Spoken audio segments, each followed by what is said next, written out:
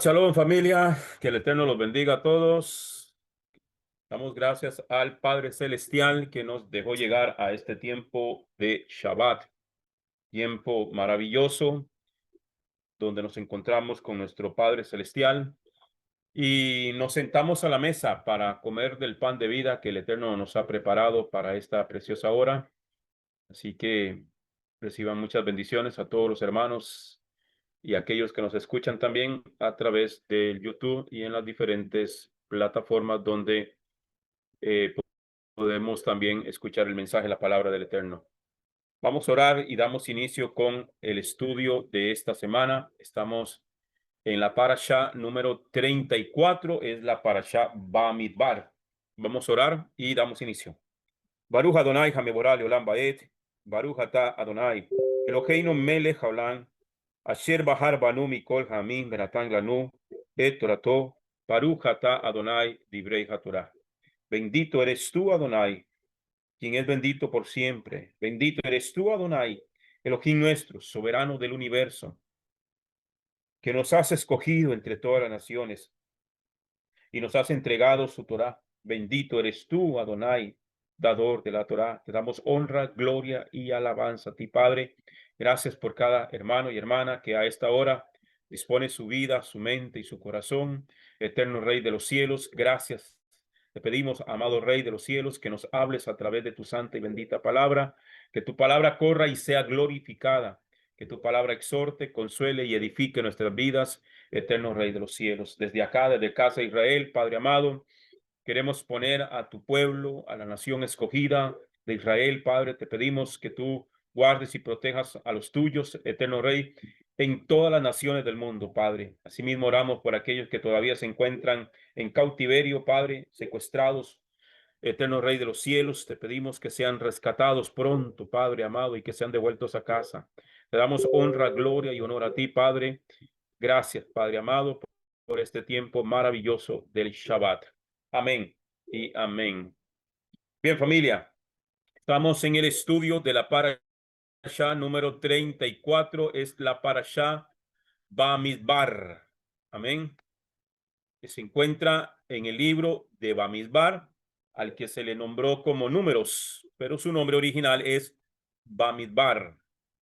Ok, y se encuentra desde el capítulo 1 de Números, versículo 1 hasta el capítulo 4, versículo 20. La lectura de los profetas, la Haftarah, se encuentra en el libro del profeta Oseas, amén, y Brit Hadashah, amén, Primera de Corintios 12, 20 y Romanos capítulo 22, 23, 9, 22, 23, ok. Como siempre utilizamos la metodología de estudio, amén, del Moré Rico Cortés, que nos la ha facilitado para que podamos ir estudiando y avanzando en la comprensión de la palabra del Eterno. Amén. En esta oportunidad, amén, basados en el templo o en el Mishkan en esta ocasión, amén, vamos a ver convenios, espacios sagrados, amén, pureza moral y ritual, amén, nueva creación y en este estaremos tocando varios aspectos también de la escalera educativa. Bien. Introducción. Bamidbar. La palabra Bamidbar significa en el desierto, en el desierto. Y es una palabra que comparte raíz con la palabra hebrea dabar. Amén. ¿Qué significa palabra o hablar? Eso es lo que significa dabar. Amén. Es la palabra que se usa cuando Adonai habla o da una instrucción. Esto significa que Bamidbar significa el lugar de la palabra, aunque la palabra como tal significa desierto, pero está compuesta, es el lugar donde Dios habla, el lugar de la palabra. En el pensamiento hebreo, el desierto simboliza un lugar de encuentro con Elohim, donde su voz y enseñanzas se revelan de manera más clara y pura. Hermano, es ahí exactamente en ese punto lo que todos solemos decir: estoy pasando un desierto, todos lo hemos declarado en algún momento, lo hemos dicho. Y es ahí, hermano, en esos momentos de cruzar por ese desierto espiritual, si podemos llamarlo de esta manera, hermano, es cuando Dios habla a nuestras vidas. ¿Ok? El desierto, más que un lugar, se comprende como un estado espiritual donde el pueblo puede escuchar la voz de Adonai y conocer su palabra. En la parashá Bamidbar, Elohim ordena a Moisés que realice un censo de los israelitas, contando a los hombres mayores de 20 años aptos para la guerra. Los levitas son excluidos del censo militar y asignados al cuidado del Mishkan. Se describe la organización del campamento, cada tribu en su lugar específico. Los levitas son censados y se detallan sus deberes, incluyendo la redención de los primogénitos israelitas. Eso es, a grosso modo, todo lo que es el contenido de esta preciosa parashá Bamidbar. En el desierto, el lugar donde Adonai habla. Libro de Números, Bamidbar, capítulo 1, versículo del 1 al 19. Ahí se encuentra nuestra primera aliyá. El tema central de esta aliyá, Hashem ordena un censo organizado para establecer el orden militar y tribal de Israel en preparación para su marcha en el desierto. ¿Ok? Entonces, a partir de ahí es donde se ordena tribalmente, donde Dios hace un orden para que Israel pueda caminar en el desierto. A mandato mandó el censo en el Joel Moed, es en la carpa de reunión, ¿ok? Ahí el Señor habla con Moisés y le ordena que realice el censo. Orden de levantar un censo de la congregación. Libro de Números, capítulo 1, versículo del 1 al 4, dice: en el día primero del mes segundo, en el segundo año de su éxodo de la tierra de Egipto, estando en el desierto, estando en Bamidbar, ¿ok? En Bamidbar del Sinaí, habló Yuhebajé a Moisés en el tabernáculo de reunión diciendo: levantad censo de toda la asamblea de los hijos de Israel, por sus familias, por sus casas paternas, contando los hombres de todos los varones, cabeza por cabeza, contando los nombres de todos los varones, cabeza por cabeza, de 20 años arriba, todo el que pueda entrar al ejército en Israel. Tú y Aarón los enlistaréis por sus ejércitos, y un varón de cada tribu, cada uno cabeza de sus respectivas casas paterna, estará con vosotros. Entonces, aquí vemos que esto ocurre en un mes después de la inauguración del Mishkan, según lo vimos en Éxodo 40:17. ¿Qué incluye el censo? El censo incluye varones de 20 años hacia arriba, 20 años en adelante, apto para salir a la guerra. Moshe y Aarón supervisan el proceso junto con un nazí, con un príncipe por cada tribu, ¿ok? Entonces, cada tribu tenía una cabeza principal. Entonces, entre Moisés y Aarón y ese nazí o ese príncipe tribal estaban a cargo de hacer el censo. Punto clave, el censo no es meramente demográfico, sino una declaración de identidad, responsabilidad y preparación para el avance. Líderes de cada tribu designados.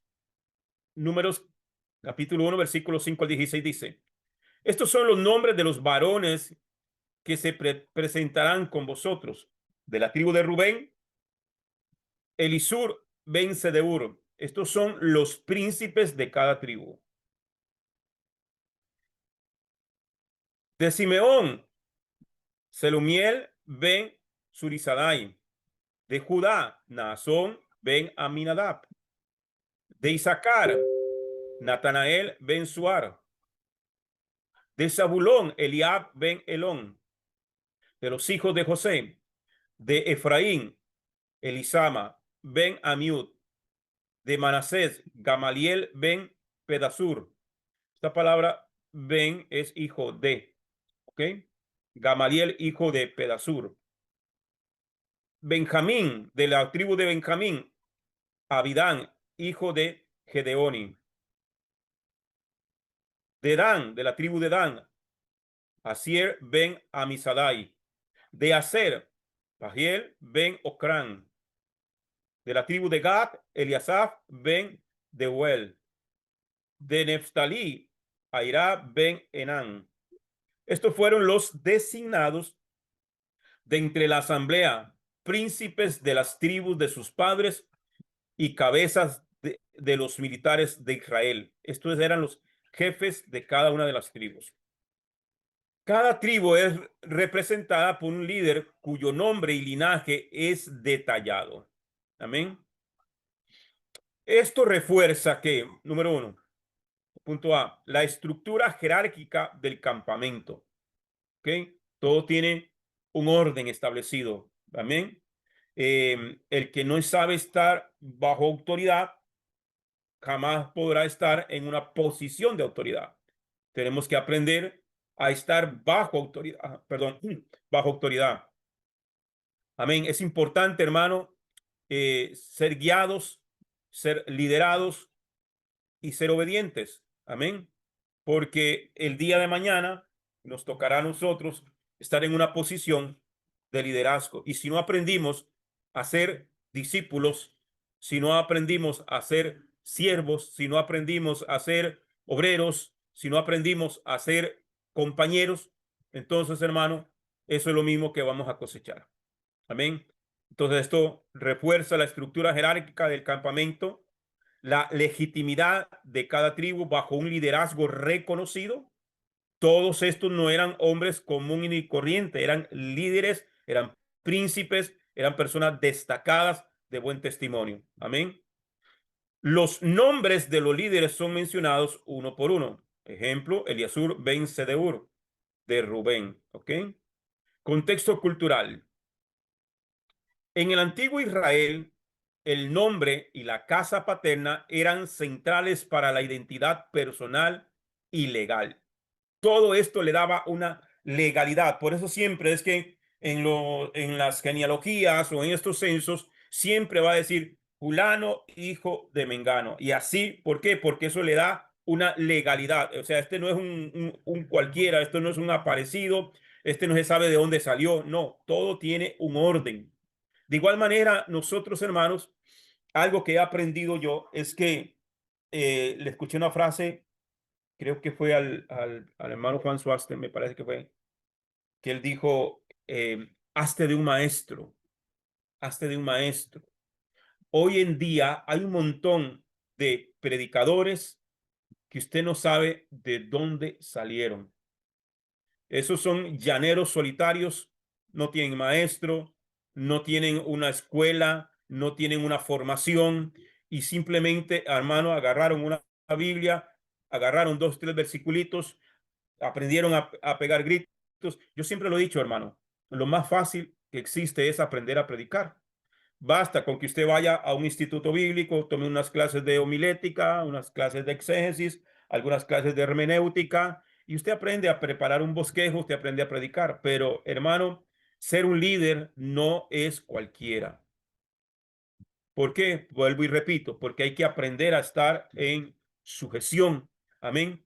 Yo, gracias al Eterno, hoy tenemos un maestro una escuela, una casa de enseñanza que se llaman los del camino, en la cual el maestro Rico Cortés es el que está a la cabeza.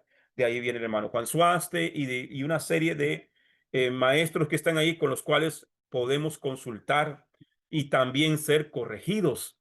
Y también ser corregidos, porque hay que aprender a ser corregidos. Hay gente, hermano, que se molesta cuando se les llama la atención o se les corrige de algo, o cuando, mire, yo agradezco cuando me dijo, hermano, es que esto que usted dijo no es correcto por esto y esto y esto. Entonces uno debe de agradecerlo. Pero hay gente que cuando uno lo hace se enojan con uno. Porque, hermano, no podemos pretender saberlo todo. No podemos pretender saberlo todo.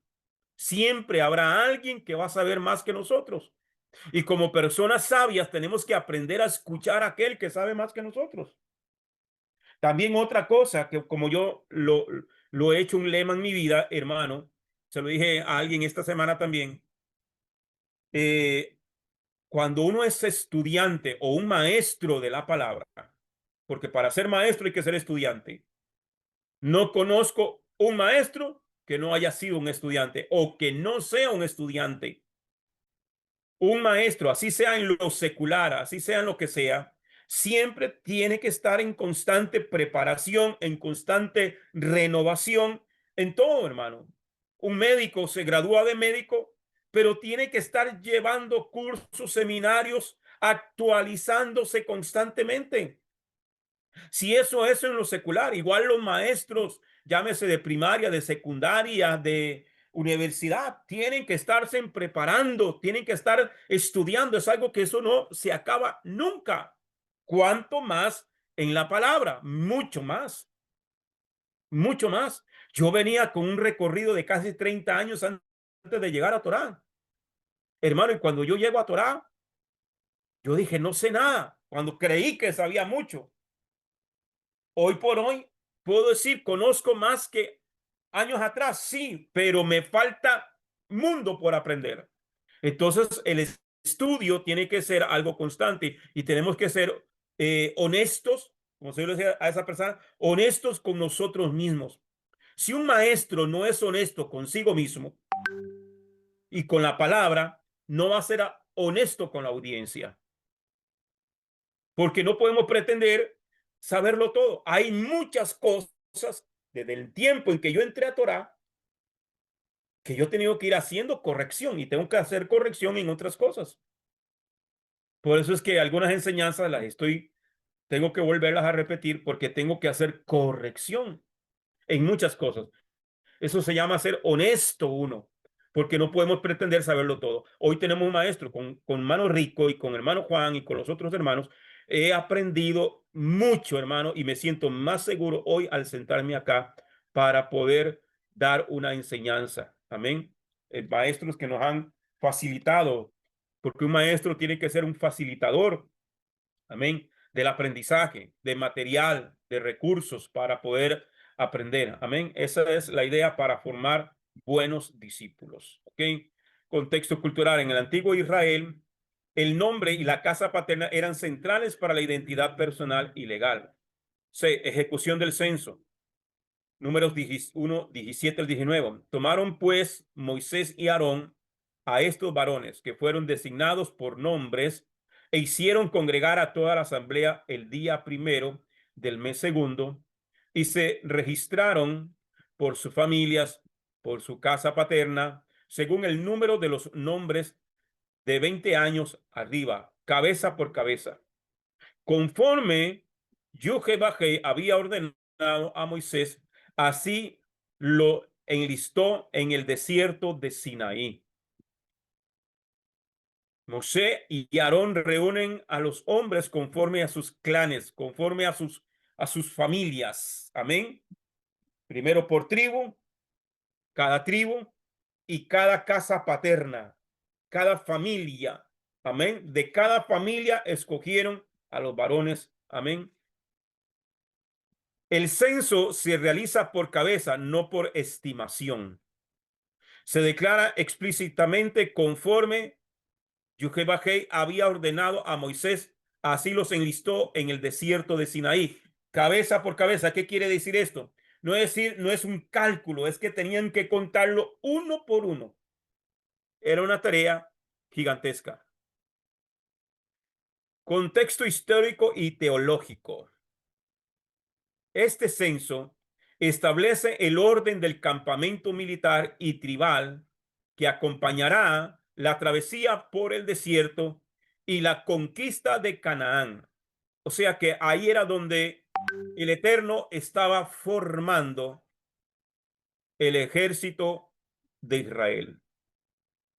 La palabra censo en hebreo es Pekut, Pekut. Amén. Hay una parashá que se llama Pekudei, cuentas de. Pekut, ¿verdad? Que es cuenta. Implica contabilidad, responsabilidad y cuidado divino. Amén. Eso es lo que conlleva ese censo, que cada uno de los que están siendo contados están siendo tomados en cuenta para una gran responsabilidad: pelear las guerras por Israel, cuidar del pueblo escogido de Dios. Cada uno de nosotros que hemos sido llamados por el Eterno, estamos contabilizados. Hemos entrado en ese censo.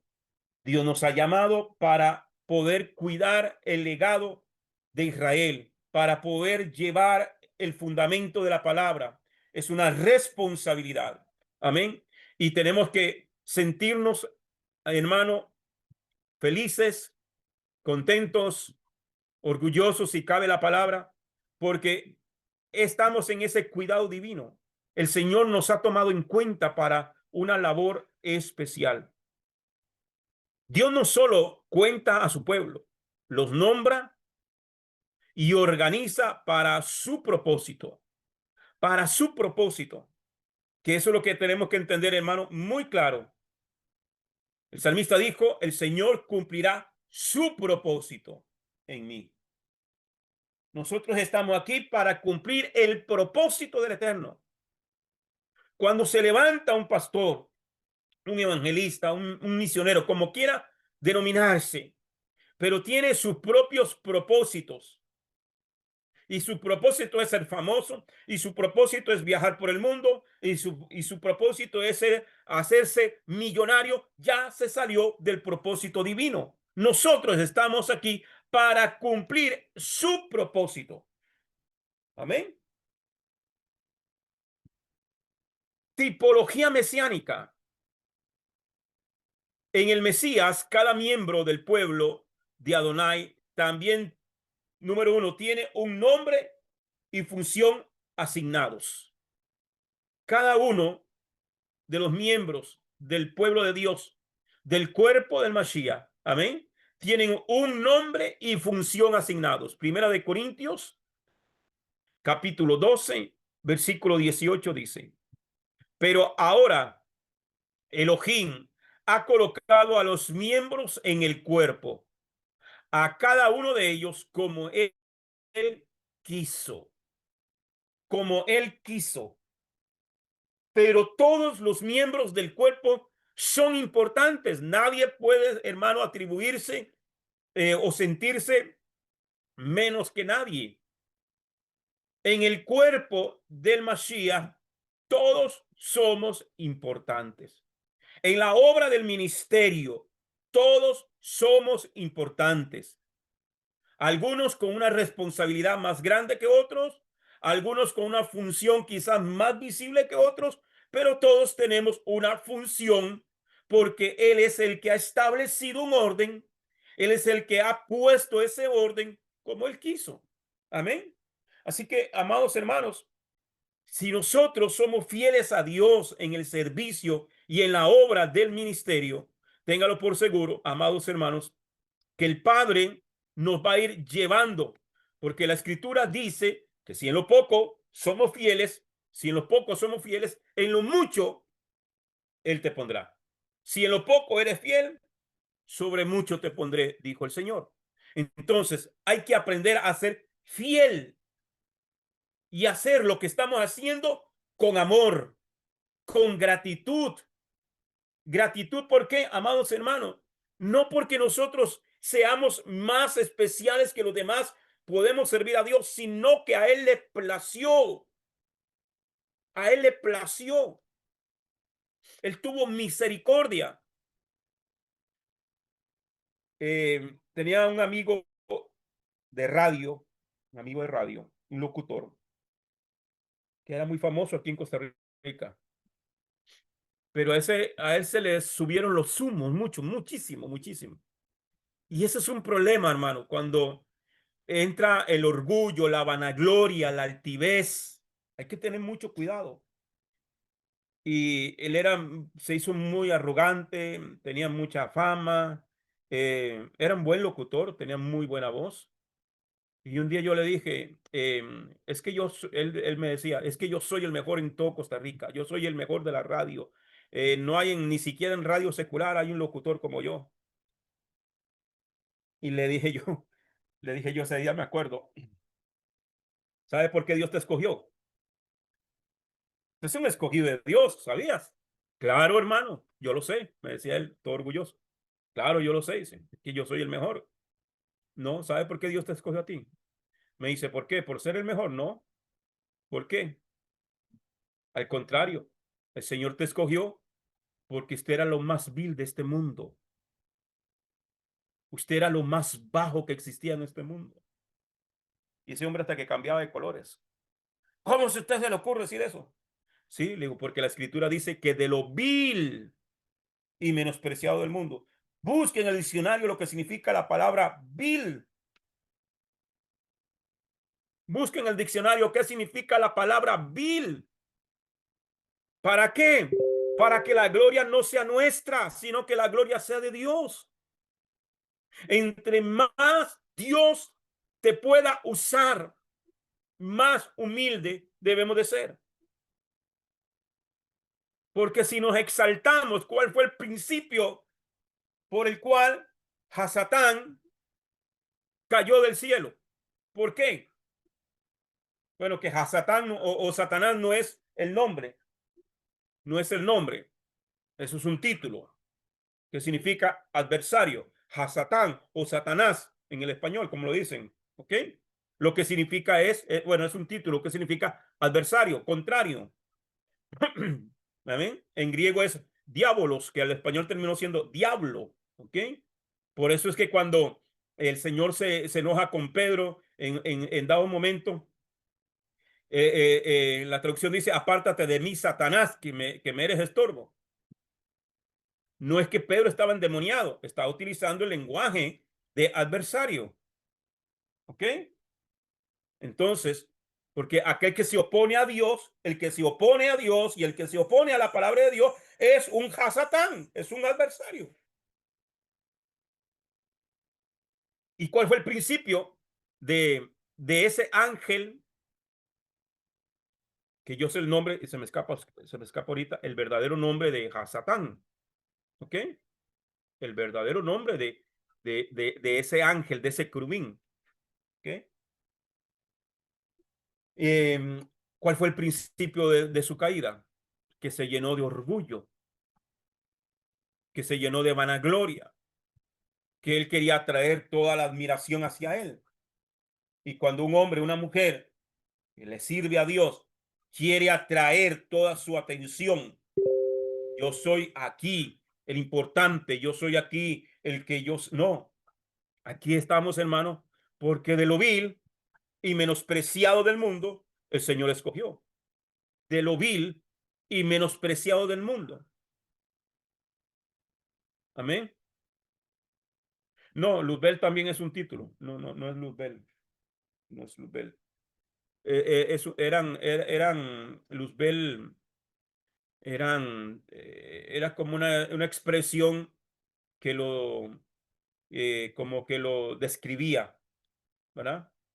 Es como cuando uno le dice a la esposa, mi reina, mi princesa, muñeca, ¿verdad? Son adjetivos que describen un poco o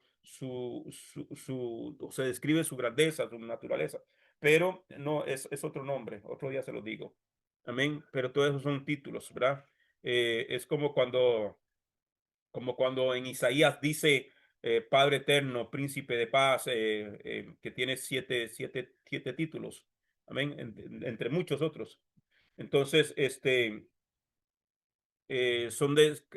describen sus características, pero Luzbel sí es una de esas descripciones, un adjetivo que lo exaltaba, ¿ok? Porque era un ángel hermoso, ¿ok? Entonces, es contado con propósito, no como número, sino como hijo. Amén. En el censo es contado con propósito, con propósito. no como número. No es como en las congregaciones de hoy en día, que muchos se jactan simplemente porque tienen una cantidad de miembros en una congregación sentados allí en una silla o en una banca.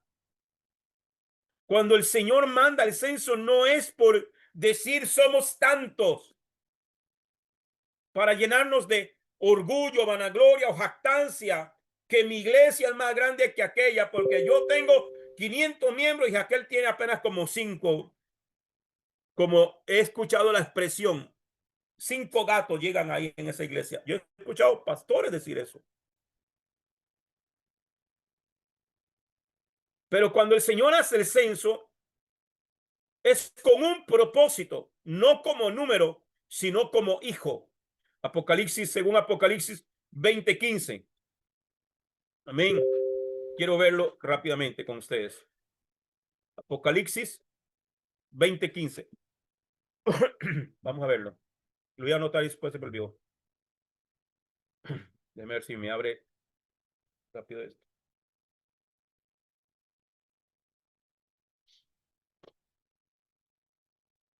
Apocalipsis 20:15.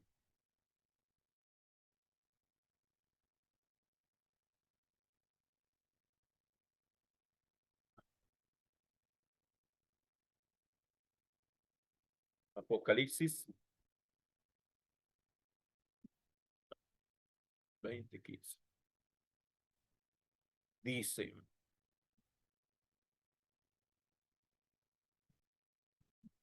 el que no tenía nombre inscrito en el libro de la vida. Mira, no completo aquí. Déjame ver otra versión. La muerte y el Hades fueron arrojados al lago de fuego. Esta es la muerte segunda, el lago de fuego y el que no se encontraba inscrito en el libro de la vida. ¿Ok? Entonces, eso es lo que dice Apocalipsis 20:15. Todos nosotros estamos dentro de ese censo. No todo el que va a la iglesia está en ese censo del libro de la vida. En el libro de la vida está escrito todos aquellos que obedecen la palabra del Eterno. Son los únicos que estarán inscritos en el libro de la vida. Amén. El Mesías lidera a su pueblo en orden, no en caos. El Mesías lidera a su pueblo en orden, no en caos. Dios es un Dios de orden.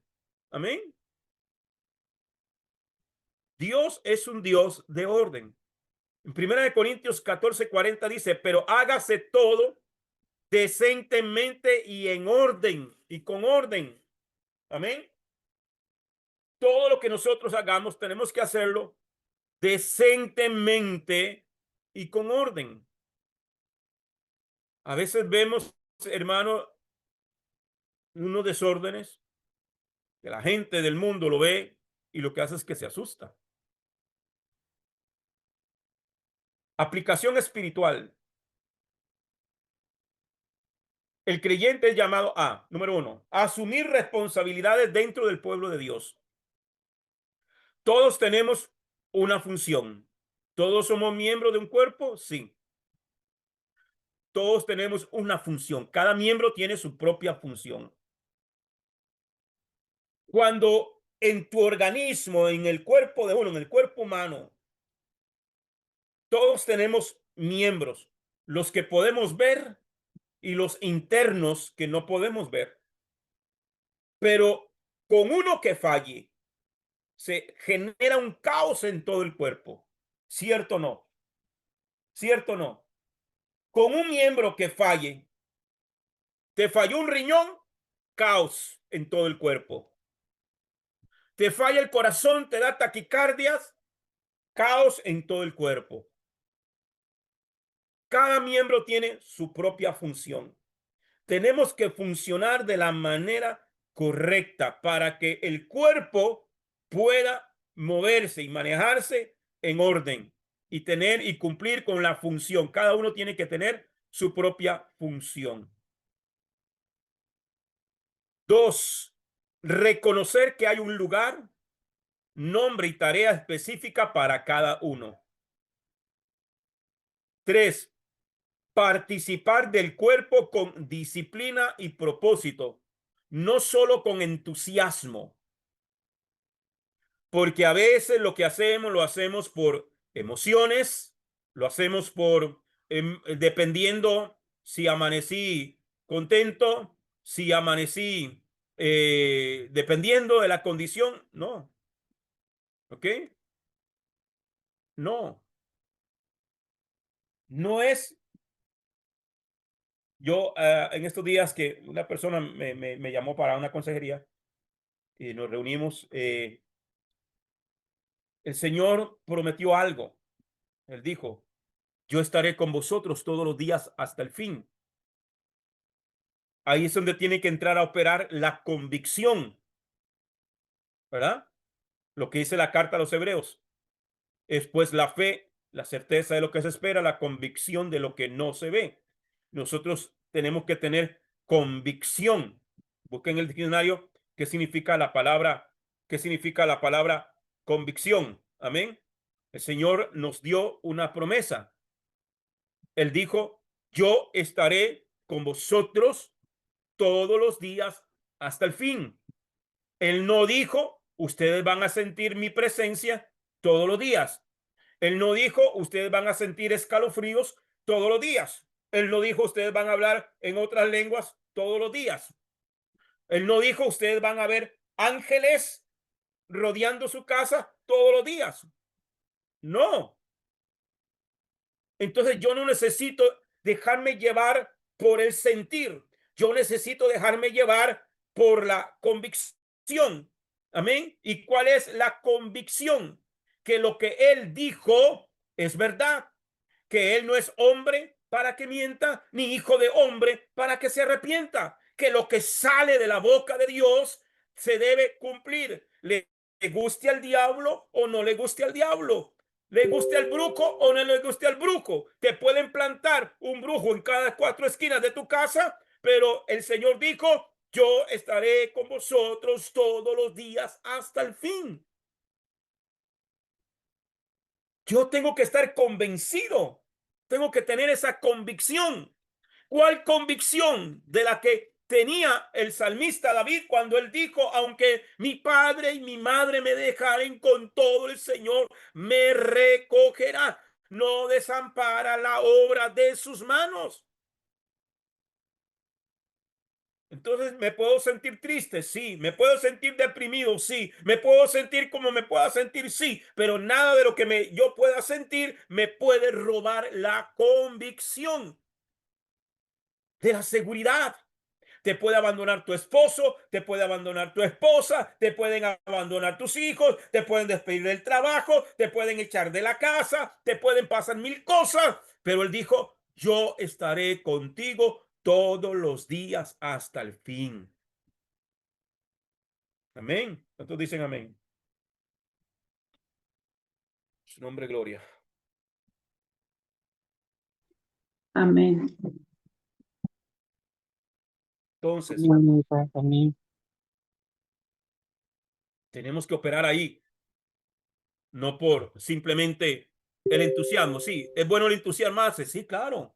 Somos seres humanos que tenemos emociones y que tenemos sentimientos. Claro. Usted va a un partido de fútbol y ¿cómo está la gente ahí? Emocionada. ¿Ok? Están alegres. Si su equipo ganó, están alegres. Si su equipo perdió, se sienten tristes. Somos seres humanos con sentimientos y emociones, pero nada de eso nos puede robar la convicción de lo que el Señor dice en su santa y bendita palabra. Amén. Entonces, debemos de participar del cuerpo, o sea, ser parte de la congregación del Mesías, trabajar dentro de ese cuerpo en la función que Él nos delega. Amén. Predicarle a los demás, grabar un audio, una lectura, hacer una enseñanza, asistir, conectarnos, sí, hagámoslo, con entusiasmo, sí, con alegría, sí, pero cuando estemos tristes también, Amén. Y sirvamos a Dios en todo momento. Amén. A Dios se sirve con alegría a pesar de. Usted sabe que en Shabbat, por ejemplo, en el Shabbat, eh, no se puede estar triste. Por eso es que en Shabbat, si hay alguien que murió en la familia, eh, no se entierra en Shabbat. Usted no ve en Israel no se hacen sepelios o entierros en Shabbat. Se hace después del Shabbat. ¿Ya?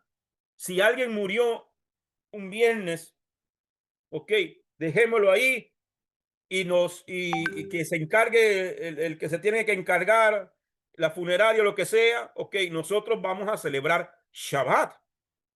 Vamos a celebrar Shabbat. Ese ejemplo, hermano, yo lo vi con mi maestro, el hermano Rico Cortés, hace como casi 2 años, creo, que murió su nuera. eh, y mm, murió entre semanas, creo que fue como un martes, un miércoles, no me acuerdo ahorita, un jueves, no me acuerdo ahorita. Y, y suspendieron el luto hasta para después del Shabbat. La muchacha la dejaron allá preparada en la funeraria donde estaba, y ellos, el esposo y la bebé, y ese día, ese Shabbat, el More Rico predicó en Roca Eterna, enseñó en Roca Eterna. Hermano, y a veces nosotros, por cualquier cosa, ya no queremos conectarnos o ya no queremos seguir adelante o infinidad de cosas, hermano. ¿Ok? En el Salmo 100 dice, entrad por sus puertas con acción de gracias. Servid al Señor con alegría. Al Señor se sirve con alegría. Amén. Bien. Voy a ver si avanzo en la liyá número 2. Segunda liyá. Bamidbar capítulo 1, versículo 20 al 54. Tema central de esta liyá, organización militar y tribal de Israel según el censo divinamente ordenado, con la separación de los levitas para el servicio del Mizcán. Exégesis y contexto cultural. Censo de las tribus de Israel. Números capítulo 1, versículo 20. En cuanto a los hijos de Rubén, aquí ya comienza desde el versículo 20 al 46, tribu por tribu. ¿Ok? Vamos a tomar la primera como ejemplo. Dice, en cuanto a los hijos de Rubén, primogénito de Israel, hecha su genealogía según sus familias, sus casas paternas, enumerando nominalmente cabeza por cabeza, todos los varones de 20 años arriba, todos los aptos para el ejército. Así como se hizo con la tribu de Rubén, se hizo con las 11 tribus restantes. Entonces, número 1, se detallan los totales de hombres aptos para la guerra de cada tribu. Desde Rubén, con 46.500. La tribu de Rubén tenía 46.500 hombres de 20 años para arriba.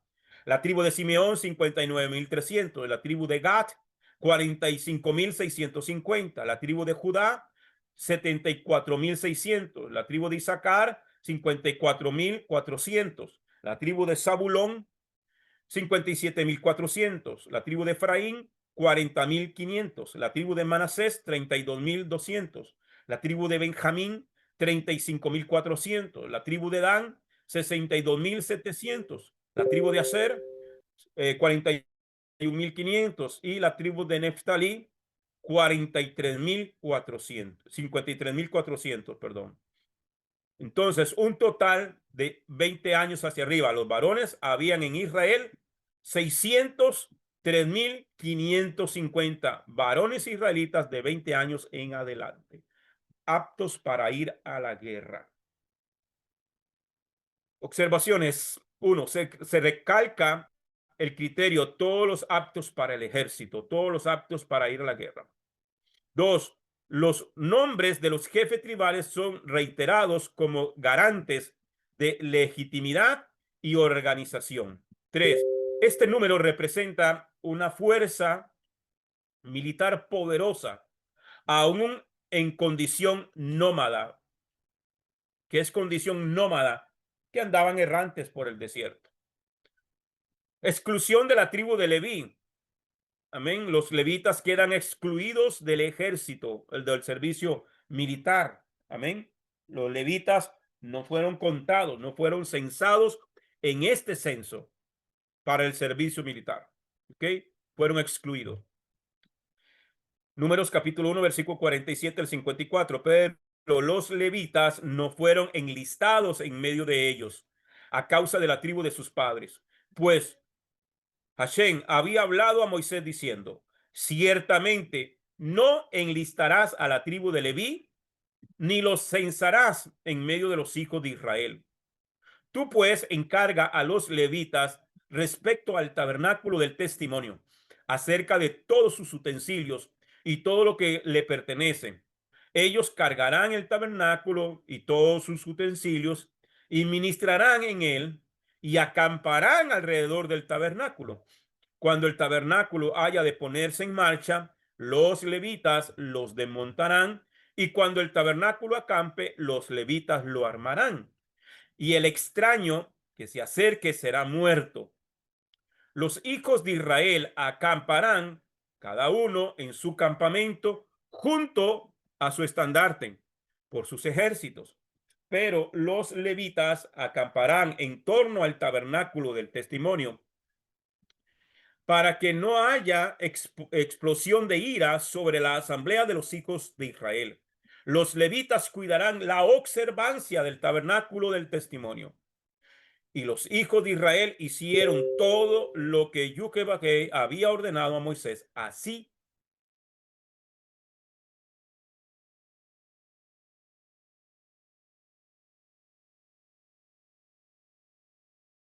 lo hicieron.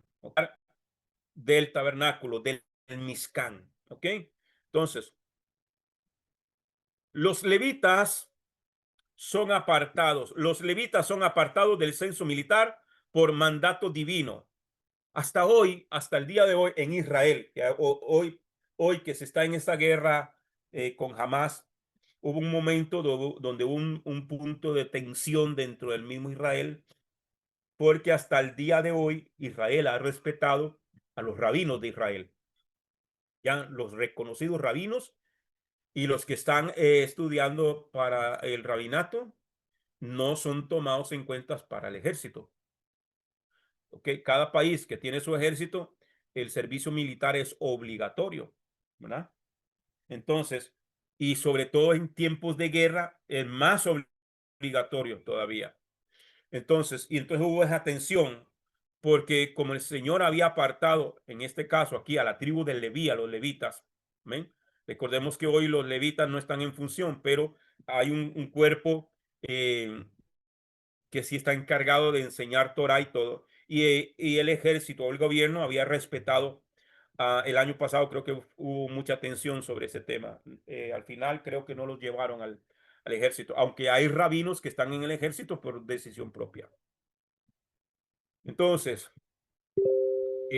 misión de los levitas. La misión de los levitas es A, encargarse del Mizcán y sus utensilios. B, acampar alrededor del tabernáculo para protegerlo. C, transportarlo y montarlo en cada jornada. Cada vez que ellos marchaban, ellos eran los levitas. Los levitas están divididos en familias también. ¿Ok?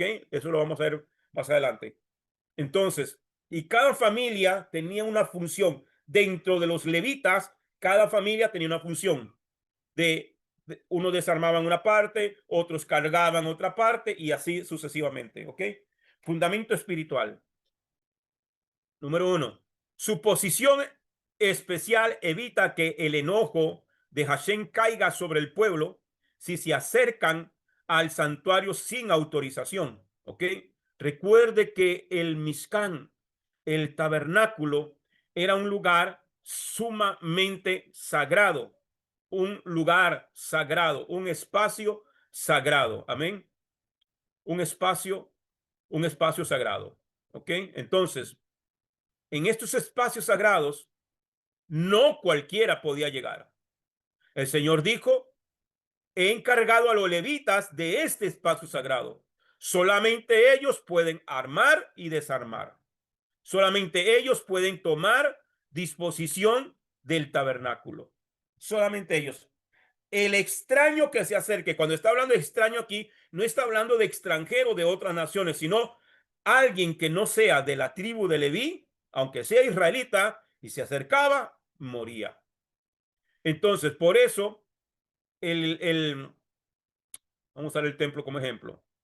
Eh, las tribus estaban alrededor del tabernáculo. No tengo el tabernáculo aquí, ¿ok? Pero los levitas eran los que estaban ahí cerca del Mizcán para protegerlo. Ellos cuidaban, amén, de día y de noche. Se turnaban por guardia para que nadie que no fuera autorizado para entrar al Mizcán entrara. ¿Ok? Una función fuerte. ¿Ok? Entonces, Números capítulo 1, versículo 53 dice: pero los levitas acamparán en torno al tabernáculo del testimonio para que no haya explosión de ira sobre la asamblea de los hijos de Israel. Los levitas cuidarán la observancia del tabernáculo del testimonio. ¿Ok? Cuidarán. Dos, la distinción entre los levitas y el resto del pueblo subraya la separación entre lo sagrado y lo común. Entre lo sagrado y lo común. Así como nosotros hacemos una separación de los días de la semana y el día del Shabbat, que para eso es el encendido de velas y la oración que hacemos en cada inicio de Shabbat, antes de que caiga el sol, se hace una oración, que yo sé que usted la hace en su casa, amén, enciende las velas, hace su oración, se toma la copita de vino, se come el pedacito de pan y ahí se hace el kiddush, ¿ok? Esa es la separación del día común al día sagrado, ¿ok? Entonces, cada vez que nosotros servimos a Dios, estamos entrando en un espacio sagrado. Por eso tenemos que hacerlo de la manera más adecuada, más solemne y respetuosa que nosotros podamos. Entonces, los levitas y el resto del pueblo subrayan la separación entre lo sagrado y lo común. Contexto teológico e histórico. Bueno, el censo muestra que Israel no es un campamento caótico, o sea, no es un desorden, sino un ejército santo, ordenado, con estructura tribal y sacerdotal. Dos, la exclusión de los levitas anticipa su designación como sustitutos de los primogénitos. Amén. Según lo vemos en el capítulo 3.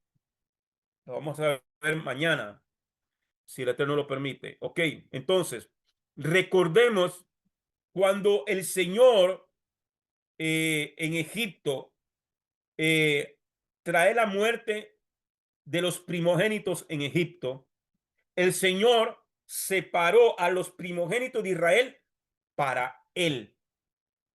O sea, que los sacerdotes en Israel no iban a ser los levitas nada más. Iban a ser todos los primogénitos, iban a ser los sacerdotes. ¿Cuál fue el problema? Que cuando Moisés subió al monte a recibir las tablas del testimonio, Israel hizo un becerro de oro y todos adoraron a ese becerro de oro. La única tribu que no se atrevió a hacerlo fue la tribu de Leví. Entonces, el Señor quitó ese privilegio que había recaído sobre los primogénitos y la da a la tribu de Leví, para que entonces ahora no son los primogénitos los que van a hacer el servicio y los sacerdotes en el Mizcán,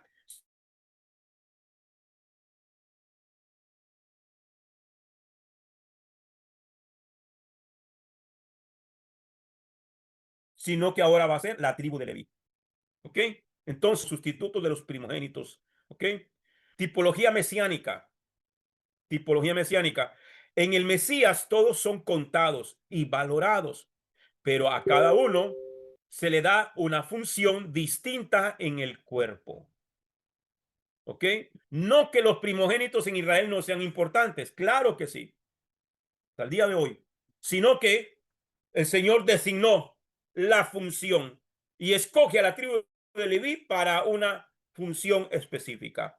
Primera de Corintios capítulo 12, versículos 12 al 23 dice, pues del mismo modo que el cuerpo es uno, aunque tiene muchos miembros y todos los miembros del cuerpo, no obstante, su pluralidad no forman más que un solo cuerpo. Así también el Mesías, porque en un solo espíritu hemos sido todos bautizados para no formar más que un cuerpo, judíos y griegos, esclavos y libres, y todos hemos bebido de un solo espíritu. Así también el cuerpo no se compone de un solo miembro, sino de muchos. Si dijera el pie, puesto que no soy mano, no soy del cuerpo, ¿dejaría de ser parte del cuerpo por eso? Y si el oído dijera, pues, puesto que no soy ojo, no soy del cuerpo, ¿dejaría de ser parte del cuerpo por eso? Si todo el cuerpo fuera ojo, ¿dónde quedaría el oído? Y si fuera todo oído, ¿dónde el olfato? Ahora bien, Dios puso cada uno de los miembros en el cuerpo según su voluntad. Si todo fuera un solo miembro, ¿dónde quedaría el cuerpo? Ahora bien, muchos son los miembros, mas uno es el cuerpo. Y no puede el ojo decir a la mano, no te necesito. Si la cabeza, ni la cabeza a los pies, no os necesito. Más bien los miembros del cuerpo que tenemos, por más débiles, son indispensables. Y a los que nos parecen los más viles del cuerpo, los más bajos, los rodeamos de mayor honor. Así nuestras partes deshonestas las vestimos con mayor honestidad. ¿Ok? Imagínate, te pica el ojo. ¿Cómo hace el ojo si no tiene manos? ¿Cómo hace usted? ¿Verdad? Entonces, todos los miembros son importantes.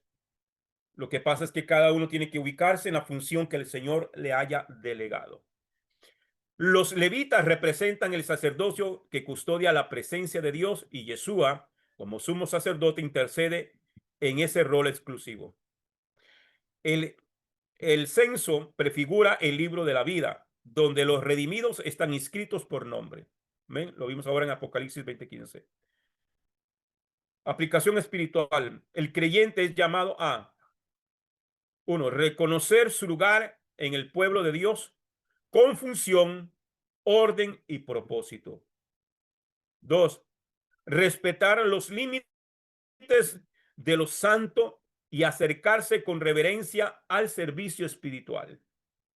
Tres, valorar tanto el papel de defensa, o sea, de guerra, como el de intercesión, el sacerdocio. Tenemos que llevar esas dos funciones, tanto cuando es guerra, guerrear, y cuando es cuestión de interceder y hacer un papel o una función sacerdotal, hay que hacerla. Amén. En tu casa, con tu familia, con tus hijos, en la congregación. Amén. Hay que hacer esa función. Recuerde la función ministerial. Amén. Yo no es simplemente, no somos una sola etiqueta. Es que en el momento en lo que el Señor me necesite, si hoy me necesita como guerrero, tendré que ir a la guerra. Si hoy me necesita como sacerdote, seré sacerdote. Si me necesita hoy como maestro, seré maestro. Una función. Amén. Una función. No es una etiqueta, no es simplemente aquel que dice, no, yo no puedo pastorear porque yo soy profeta. Eso es cuento chino. Amén. Tenemos que ubicarnos en cada función y a lo que el Señor nos necesita en el momento. Familia, vamos a dejarlo aquí. El tiempo nos ha ganado. Si alguien tiene alguna consulta o algún comentario, amén, puede hacerlo. Y si no, pues oramos y quedamos despedidos. Amén. ¿Qué les pareció? ¿Todo bien? Ok. Como siempre, todo excelente, paz. Solamente que Perfecto. ahora yo me quedé pensando con el nombre de Satanás. La hermana puso un nombre y yo puse otro. Entonces me gustaría saber cuál de los dos es porque ahora me quedé pensando en eso. Samael, sí, Samael. Es Samael. Samael, entonces, sí. Ok, está bien, mi paz. Un día preparamos una enseñanza sobre ese tema. Ok. Sí, Samael. Bien, oramos, familia. Entonces, mañana, si el Padre lo permite, estaremos a las 5:30 de la tarde para concluir con la enseñanza de la Parashá Bamidbar. Amén. Oramos entonces. Baruch atah Adonai, Elokeinu melech haolam, asher natan lanu torato, Torah emet, behaye olam natah betokenu. Baruch atah Adonai, librei Torah. Bendito eres tú, Adonai, Elohim nuestro, soberano del universo, que nos has entregado su Torah, una Torah de verdad y que ha implantado en nuestro interior la vida eterna. Bendito eres tú, Adonai, dador de la Torah. Gracias, Padre. Amén y amén. Feliz noche, familia. Que el Eterno los bendiga. Shabbat Shalom. Nos vemos mañana si el Eterno lo permite. Shabbat Ya shalom va a todos. para todos. Shabbat shalom.